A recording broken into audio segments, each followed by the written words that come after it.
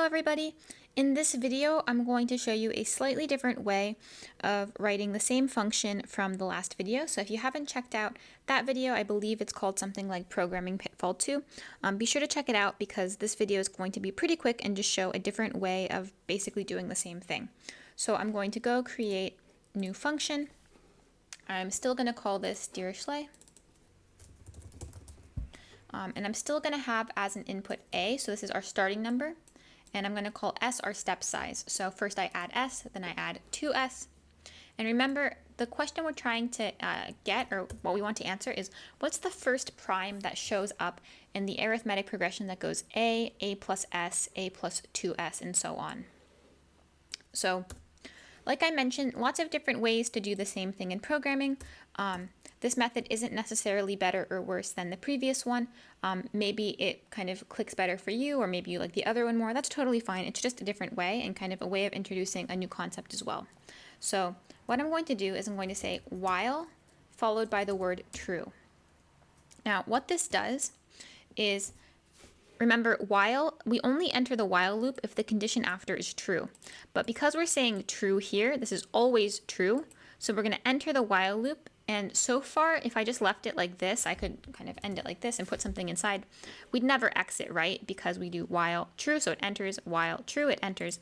So this method is going to work because we've already introduced the concepts of breaks and returns. So I did mention in those videos that both break and return exit the while loop or for loop that they come from. So we had seen an example with a for loop. Now we're going to see an example with a while loop. So while true, we're going to check. So is, or if p is a prime, and what I'm going to do is actually initialize p to be equal to a. So it's very unlikely that the starting point is a prime, so that's okay, but we're going to check. So is it a prime? If it is, we're going to return because we've found p a prime. We're done. Otherwise, we're going to look at the next term in the progression. So we're going to say p is equal to p plus m. So we're just adding m each time, and I guess s for our step size. Sorry about that. So let's add our semicolon. Let's end the if-else block. So again, what does return do? So remember, break just enters the if statement, or kind of the while or for loop, sorry, that it's a part of, whereas return exits the function altogether. So what's going to happen is it's going to see, have we found a prime? If it's true, then we return p, we leave the function. Otherwise, it's going to look at the next term in the sum, and it's going to check, is that a prime? If it is, we leave the function. Otherwise, we just keep going. So let's save it and test it out. Oops.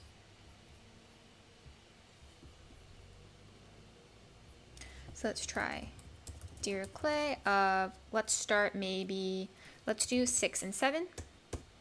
So we can see here, remember the first one was 13. We could do, I think, 8 and 7.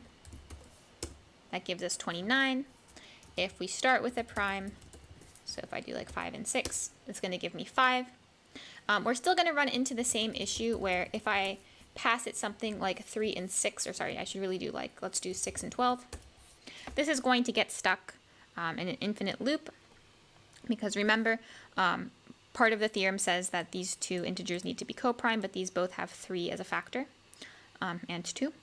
But let's terminate this program. So I'm going to say Control-C, and that's how we exit the infinite loop. Otherwise, I think this is a good place to stop the video. Thank you so much for watching, and I will see you in the next one.